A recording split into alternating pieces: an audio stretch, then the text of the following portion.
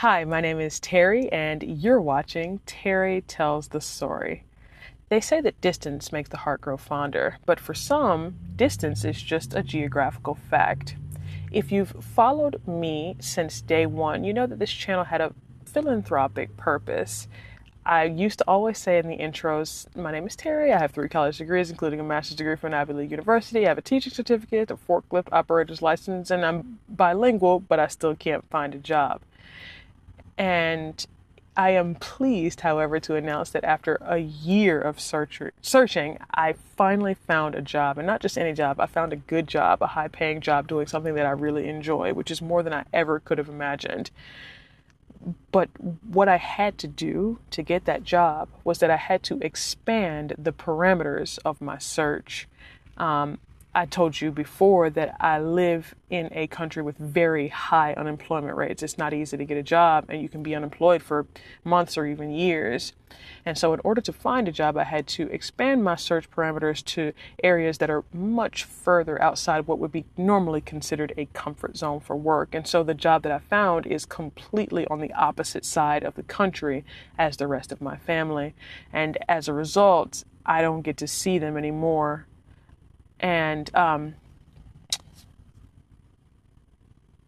it's only been 3 days, but that is a fact that I don't miss at all. It is not a minor part of my psyche to say that I notice that they are not there. And it's funny because the whole reason for the starting of the YouTube channel and the relentless job search was to be able to provide enough money to keep us all together. But ironically, I've been able to do that, but I don't actually get to see them, which is funny. But don't ask me if I'm hurt, dog. But it got me thinking. Usually when we see someone who is not close to their family, our minds go straight to trauma. We assume that there was abuse, gaslighting, or psychological warfare. And in those cases, cutting ties is a survival mechanism. It's understandable. But what about the others? What about the people who had great childhoods, loving parents, supportive siblings, and you ask them, how often do you see your family? And they say something like, well, I turned 18 and I moved to this state or that state, so I don't see them much. I think the last time I saw them was Thanksgiving.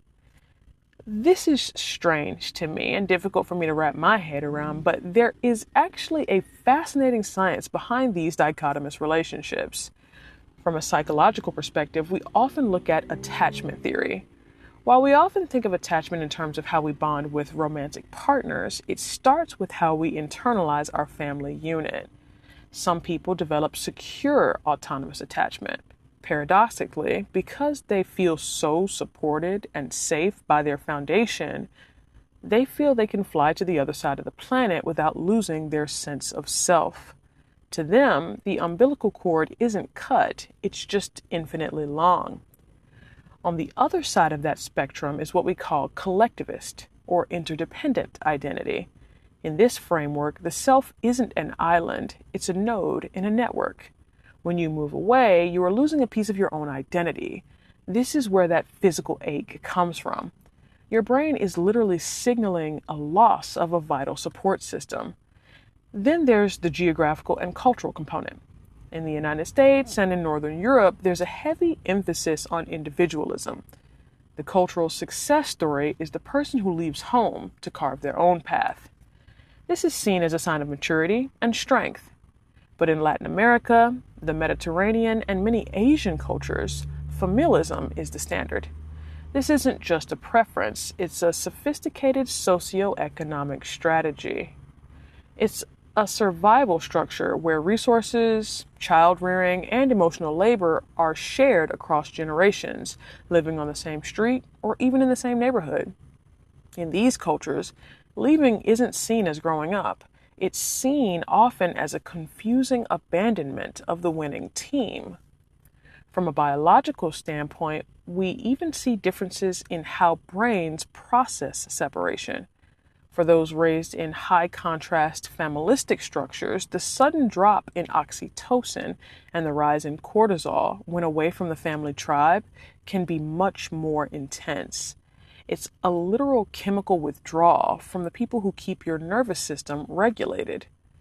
At the end of the day, we're all just living on a hunk of condensed carbon, hurtling through the infinite expanse of space.